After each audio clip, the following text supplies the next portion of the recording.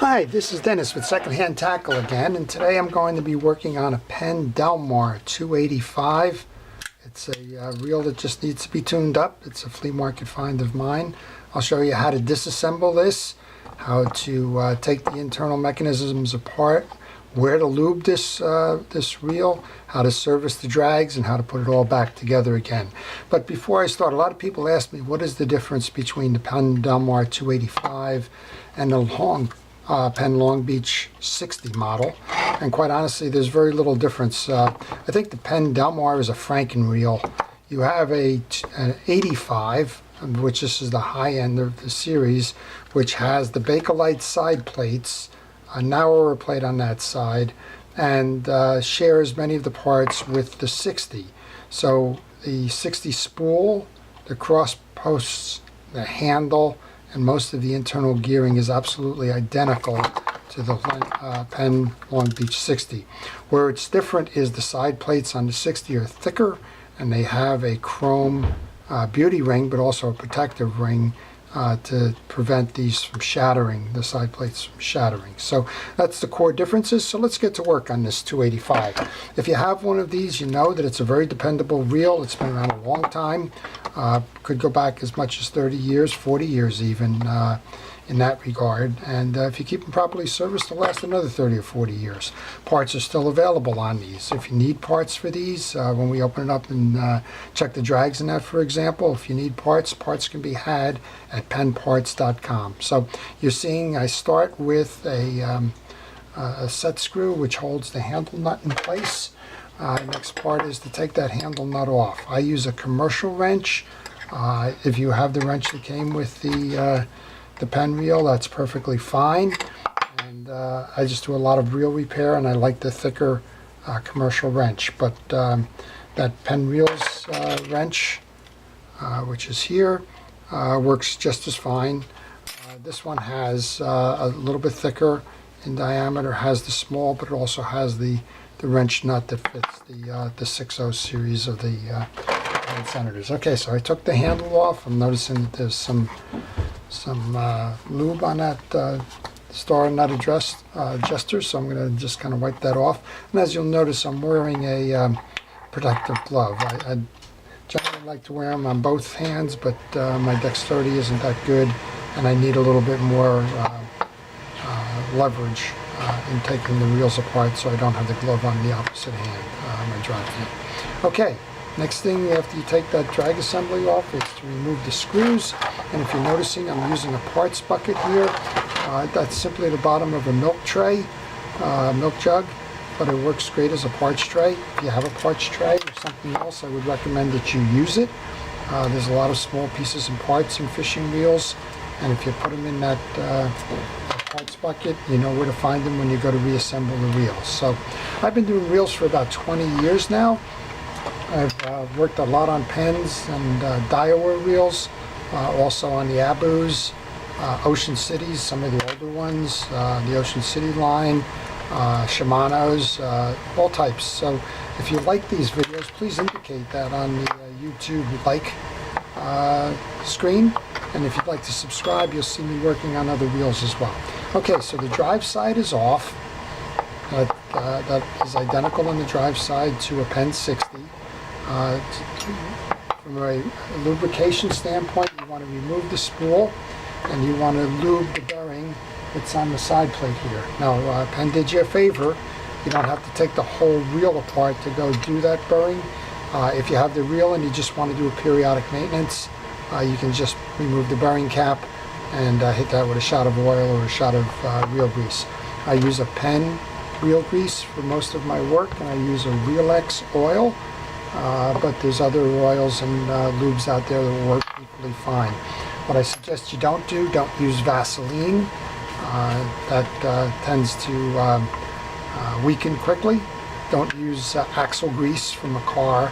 It's way too thick and traps contaminants and actually bogs the reel down. One of the things I find in fault with most of these reels is the number one failure is that there's no lubrication. The number two failure in the reel is there's too much lubrication and it impedes the operation of the reel. You'll notice when I took these 4 screws off that hold the gear plate, that I've cupped this in my hand. That's because this reel has a spring that's the anti-reverse dog, and if you are a little bit reckless in how you take the reel apart, that spring is going to shoot. It's a good time now to mention as well, if you don't do this frequently and you're wondering how these things go together or apart, use your cell phone camera. Take pictures of the reel so that you'll have a reference point when you come back. Okay, so I just opened up the reel. It looks clean, and this is the spring I'm referring to right here. Sometimes that one got trapped in grease, but sometimes that shoots out in a dry reel. You lose that, you're going to spend a lot of time looking for it, and if you have to reorder it because you can't find it, it's going to take time to get that back. I'll show you how that goes in a moment. I'm just going to go clean this up right now, and let's have a look at those drags. This reel looks pretty clean, so I'm going to assume the drags are in good condition, but should you need to replace drags, I'll show you how that works. So, first thing you do is you take off the main gear. Sometimes these things get stuck a little and you wind up taking them off one by one, which seems to be what we're going to be doing here. So that's not a problem, it's just an extra part of the step. Internally now, this main gear looks very clean. I'm looking at that. I've seen these a lot worse, but I'm going to go push them all through just to make sure that they're all in good condition.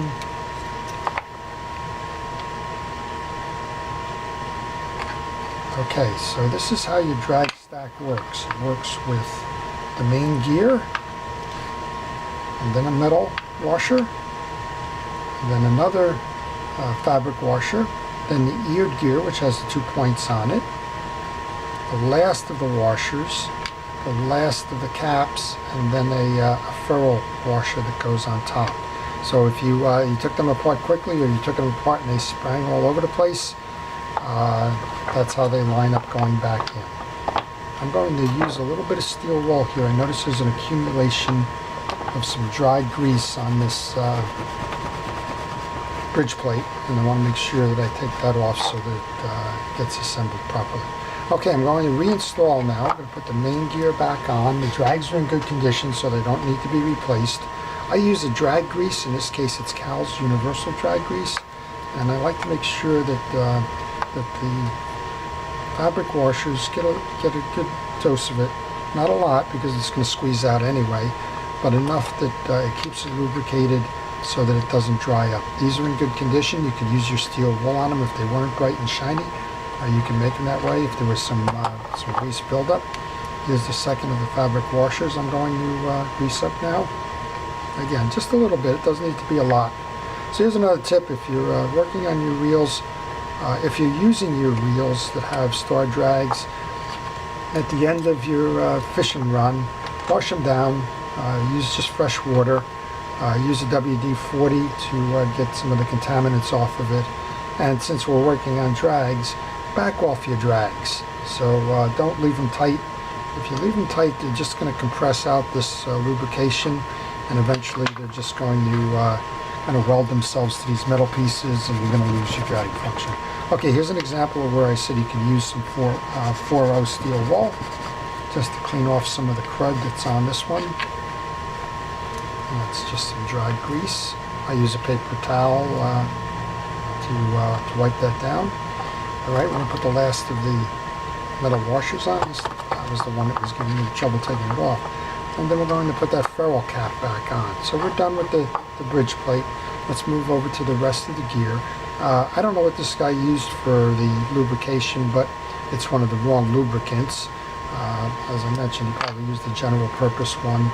And the problem with that is, as you can see, it's just kind of dried up along the gears. So another tool in my shop is a Q-tip. I have a box of them, and I use those to wipe down those gears. Another reason why I wear the glove. I'm going to hit this with a little WD-40 because that lubricant is dried on real good.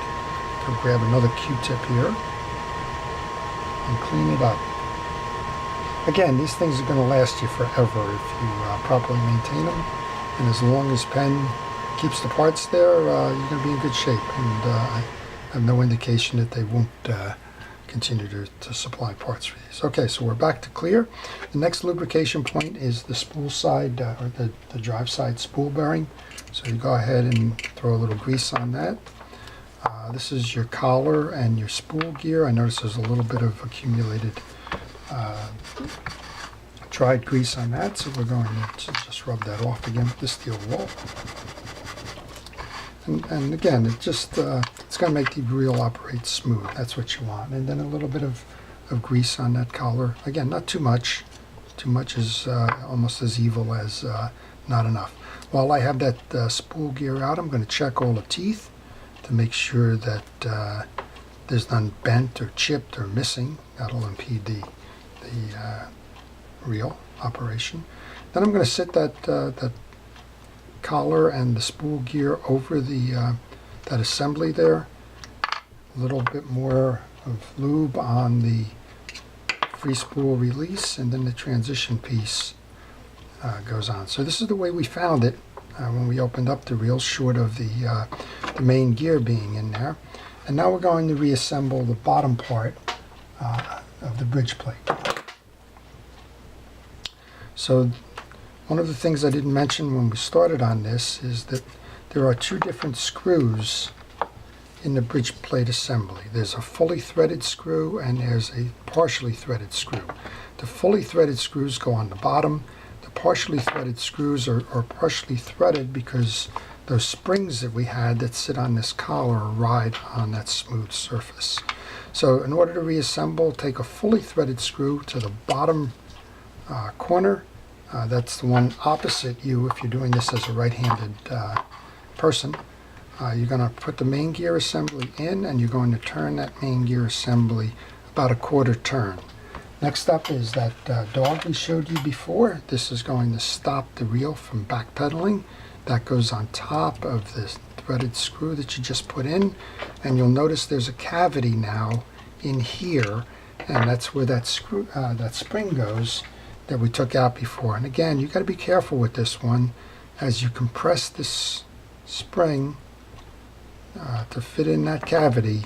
If you're not careful, it's going to go boing, and you're going to go looking. So this is how it's properly installed.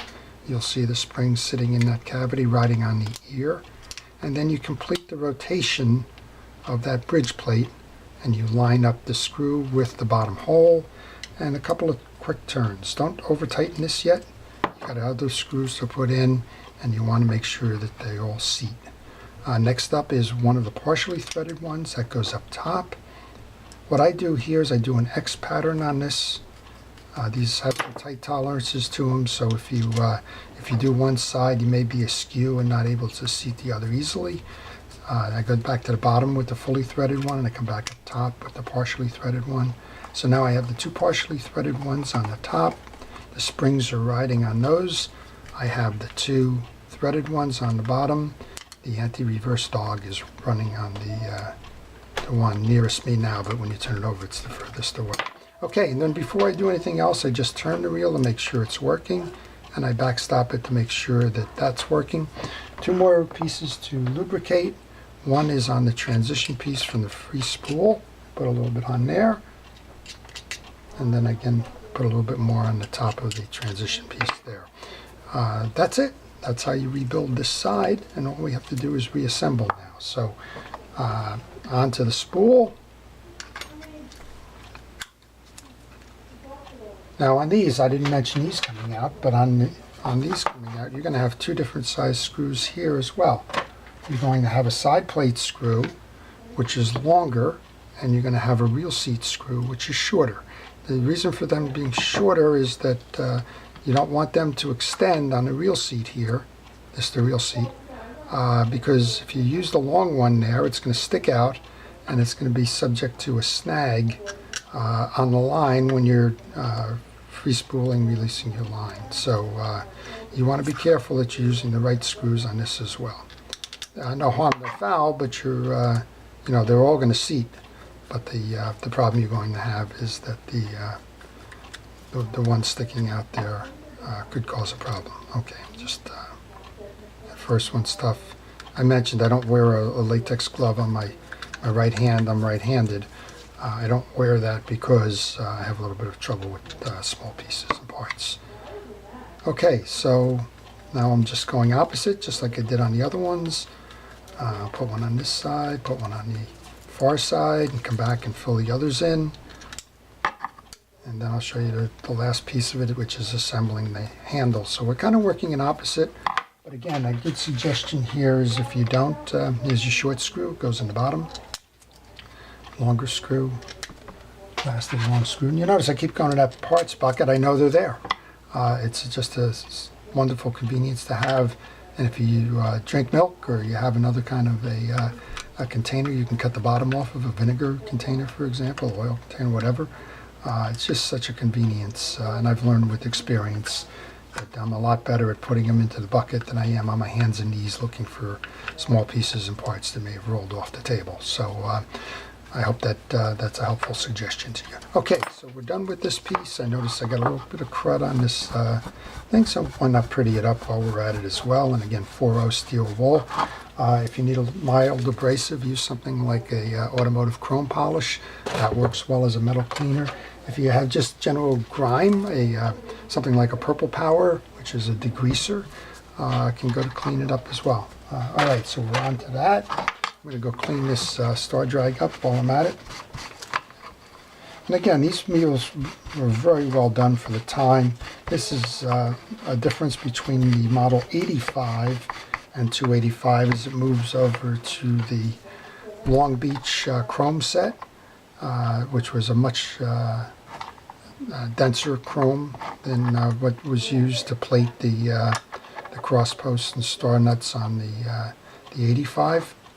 And it holds up much better, and again, it gives it a nice appearance. Okay, so we just put that on. That's a clockwise turn. Handle's up next. And I'm going to do a little bit of cleanup on the handle while I'm at it. Doesn't take long. And I'm going to put that on. We're going to seat the handle nut. Oops, before I get going.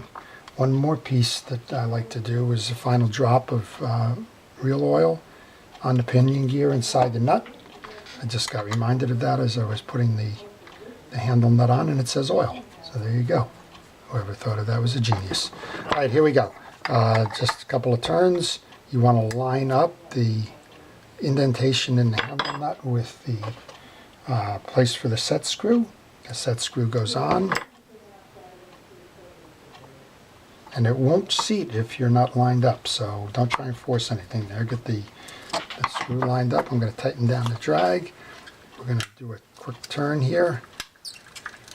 I notice I got a little bit of a squeak on my handle, so a little bit of WD-40 will take care of that. Squeak taken care of. Reel turns nice and smooth. Free spools the way it should. Tighten down the drag. Drag's tight. Okay, back it off for storage. We're ready to go. We're going to declare this one a success. Penn Delmar 285. I hope you enjoyed the video. This is Dennis with Second Chance Tackle.